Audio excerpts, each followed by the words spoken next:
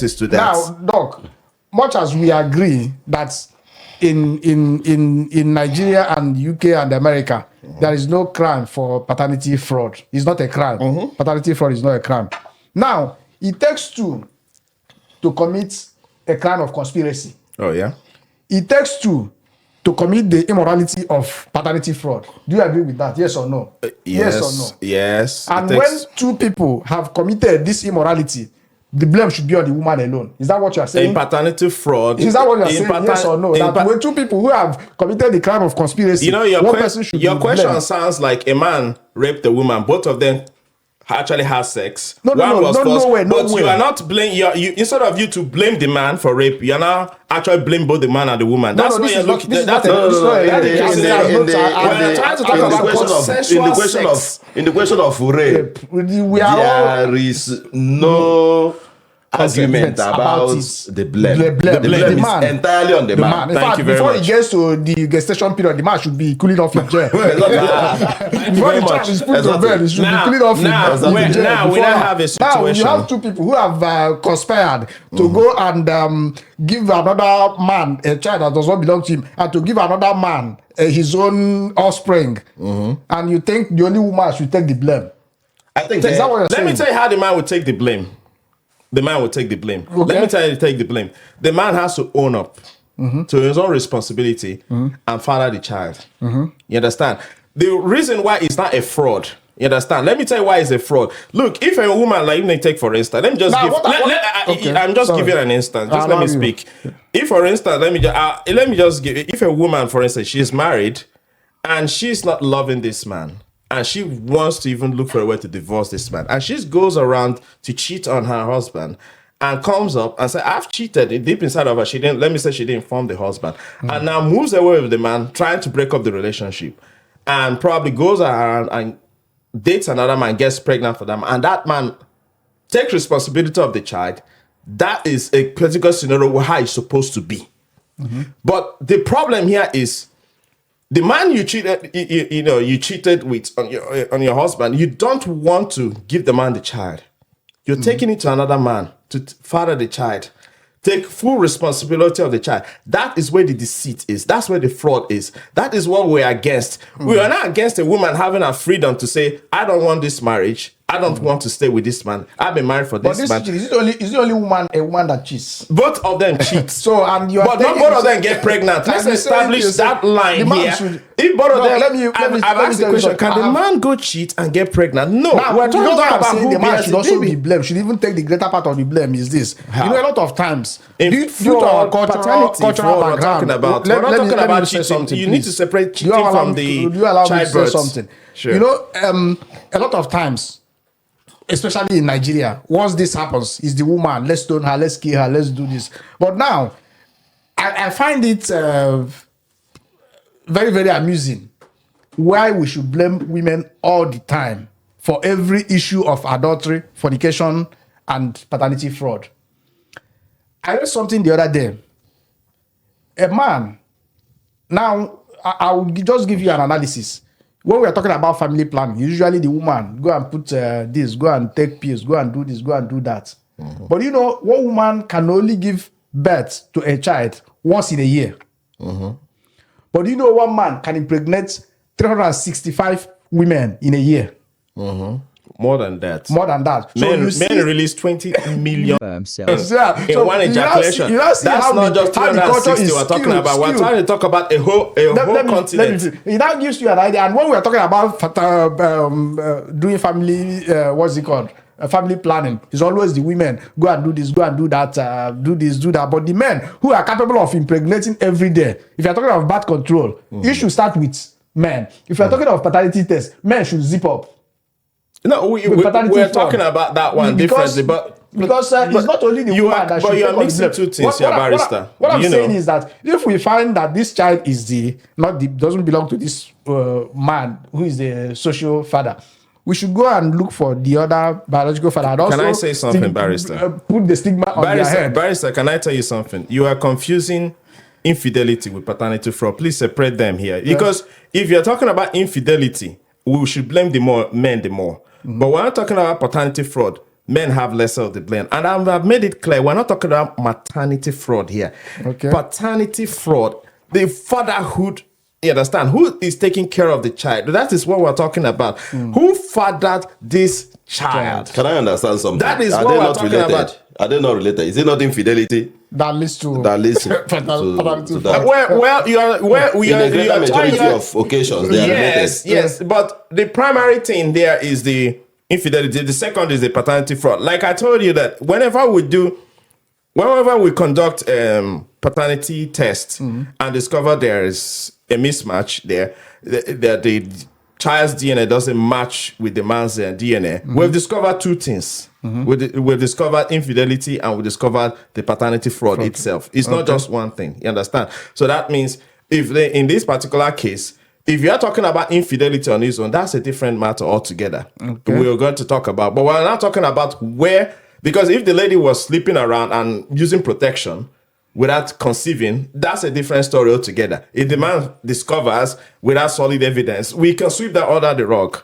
But what I'm trying to say, this is the evidence right here that this child, you didn't just sleep and he ends there, sleep with another man, he ends there. You slept with the man and I had the seed, and you still had the guts to bring the seed into the man's family. You didn't just say, oh, now I have seed for another man. Let me take this child to that man and probably break up this marriage from this particular person, your will-be husband, and move on with the man. You allow the man say, I can't take care of the child. He now took you to the husband. Now put the burden on you to take care of it. You know, develop emotional connection, mental and financial commitment for a child that is not biological yours. That's fraud. That is so wrong. That's what we're talking about here. Are you done? Your argument is so one-sided. All right. Completely against the women and in favor of the men. It's not in favor of the man. Let me make the point, please. You have passionately said how the woman went out there, slept with the man and brought in a seed that doesn't belong to the husband. Why would she tell the husband? Then the man who was sleeping with her, does she not think that she can impregnate this woman in the course of the sexual relationship he's having with a married woman? Why wouldn't the lady abort the child? The man, is he not thinking that take contraceptives? A natural consequence of sleeping with a woman who is not my wife, who I know is married, would lead to giving another man another child? Your question. Let me say something, Doc. Every man who sleeps with every woman must get pregnant. Doc, let me say something. Remember, it's not a natural thing. It's a likely consequence. Let me use that word. It's a likely consequence of that act. Barrister, go ahead. Remember that this issue of blame in terms of the woman and the man is cultural. Exactly. In our society, I agree with you completely. We tend to blame the woman more. More. Exactly. I don't believe such thing applies in this society. No, it does. You understand? It does. No. It does. Let's be clear.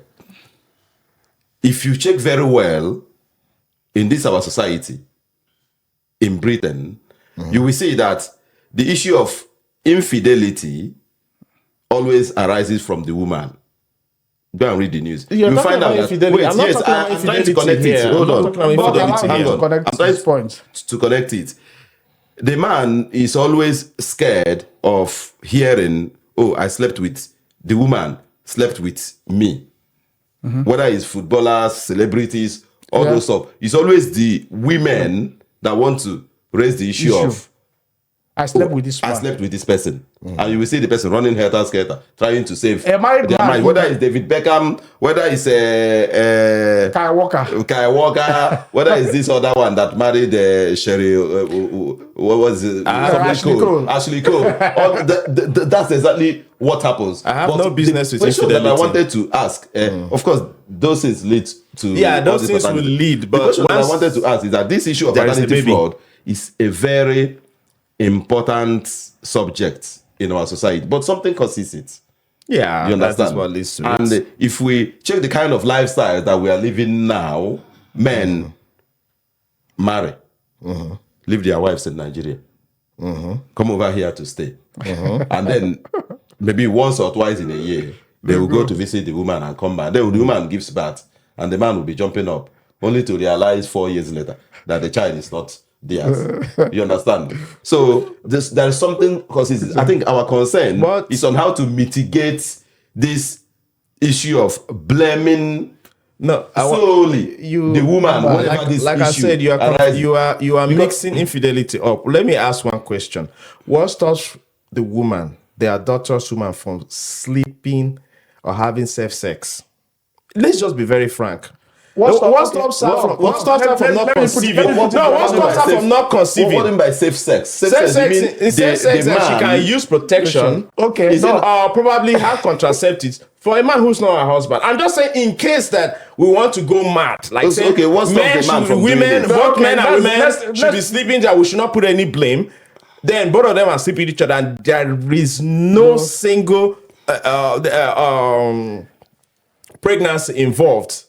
Doc, that is when you can say all these things. You let the man take the blame, let the woman take less blame. I can say, yeah, that's fine. But if the lady makes up her mind to say, tonight I'm sleeping with this man and I'm gonna have a baby for this guy, that is the woman's decision. But you don't give. We're not talking about infidelity here. We're talking about conceiving.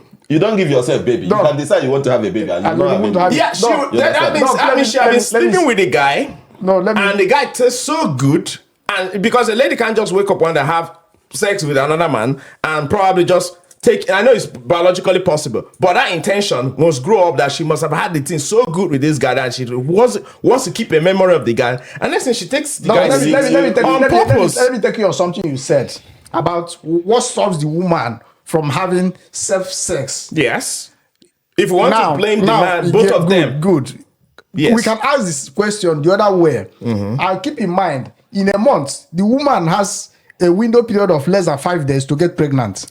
But a man whom you are advocating should not have same sex has the capacity to impregnate a woman every minute of the day. Exactly. What stops him from having safe sex? Exactly. Absolutely safe sex. It's very possible. No, what stops him from having safe sex? The in order not to men do. Impregnate the woman and the men do. Right. We have seen men walking around with condoms, and probably they'll say they want to have sex now, and the next thing they will just go have a condom.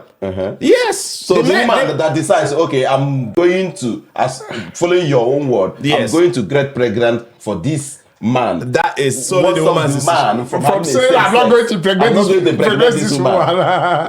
What stops the man? What stops the man? Gentlemen. You see the question you're asking about the man. We may not exhaust this topic today. And Doc, I know you are passionate. No, not passionate. We need to establish that there's clear line between infidelity and paternity fraud. If we're talking about infidelity between men and women, that's a total discussion. But whenever the idea, because having a baby is not easy.